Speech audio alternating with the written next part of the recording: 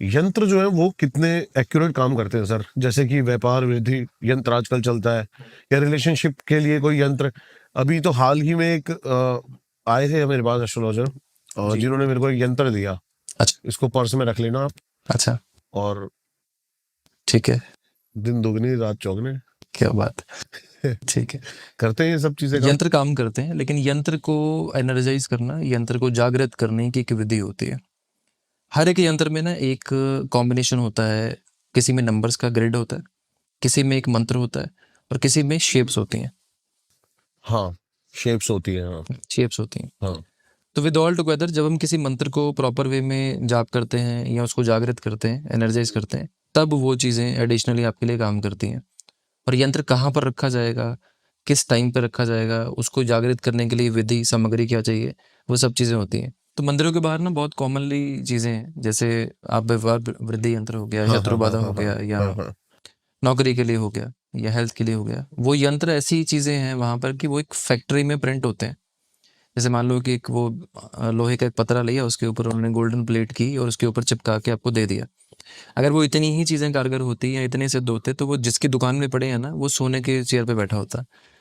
ये भी बात सही है। है ना, सोचने वाली बात है। हम्म। और जितने जितने लोग हैं या जितने भी लोग वहां से यंत्र ला के घर पे ला रहे हैं, ये सब अपने बुद्ध की धज्जियां उड़ा रहे हैं।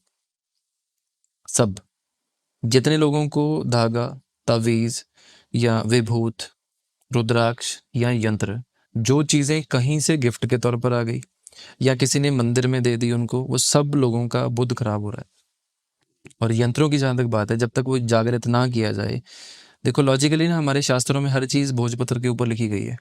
आप कोई भी पुरानी की पुरानी शास्त्र उठा के देख लो, बुक उठा के देख लो, अगर वो स्कैंड भी होगा तो भोजपत्र के ऊपर ही होगा। तो भोजपत्र का कोई तो रोल होगा ना बीच में। हर यंत्र के साथ एक डिफरेंट सामग्री है। किसी में लाल चंदन बोला गया, किसी में नाग केसर बोला गया, किसी में हल्दी बोली गई है, किसी में गुरोचन बोला गया है ना। तो हर एक चीज़ के पीछे कोई रीज़न होगा। सही बात है। हवन करने में भी अलग अलग तरह की चीज़ें यूज़ होती हैं। किसी में घी से हवन होगा, किसी में सरसों से हवन होगा, किसी में फूलों का हवन होता है, किसी में मीठा हवन होता है, किसी में अग्नि से होता है। हम्म। तो वो सारी चीज़ों के पीछे ना कुछ लॉजिक्स हैं, कुछ चीज़ें हैं। जब वो चीज़ें एक्टिवेट होंगी वो तभी काम करेंगी, अदरवाइज सिर्फ आपके लिए वो चीज़ है। उसको आप वहाँ रख लो, मंदिर में चढ़ाया हो, कहीं फेंक दो, घर पे रख लो, वो चीज़ है आपके लिए, दैट्स इट। अभी सर हम बात कर रहे थे वास्तु भी फेल हो जाती है, बिल्कुल होती है। क्या रीजन है उसका? वास्तु की कंडीशंस मैटर ये करती हैं।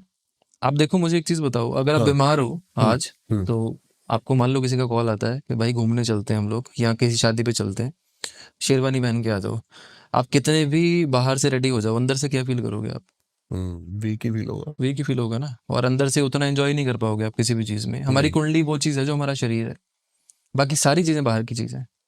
आपने घड़ी पहन ली है, या मान लो कि आपने रिंग्स पहन ली हैं, या कपड़े अच्छे पहन लिए हैं, शूज़ पहन लिए हैं, वो सारी चीज़ें सेकेंडरी चीज़ें हो जाती हैं। आपकी लग्न कुंडली जो बर्थ चार्ट है ना, जो आप लेकर आए हो, वो किसी रीज़न से मिले हैं आपको। अगर आपका शनि यहाँ बैठा है तो किसी रीज़न से बैठा है, सूर्य यहाँ बैठा है किसी रीज़न से बैठा है।